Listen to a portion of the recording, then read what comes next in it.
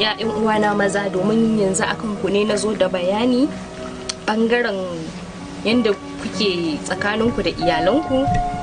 Wani namijin yana zaune ne kawai ba abin da yake yi, in ya zo zai kusanci matar shi, daga ya zo ko shiga ciki bai ba, ko kuma daga an zo an dan fara wasa bai shiga ciki ba, daga baki kawai sai ya fara wai har ya kawo ji wani sakarci. Ka zauna ba za ka gyara kanka ba, matarka ta gyara kanta. Kamata yi a ce yanda mu mata muke shan magunguna muke ƙara sa ku nishaɗi da jin daɗi, kuma ku tashi tsaye wajen gyara kanku. Kuma 'yan magungunan nan kuna sha, ai ni ba na son namijin da zai zo wai daga ya zo saboda ba ku tsaya kun gyara kanku ba, gaban ku sai ya dinga nokewa ko ya kankance.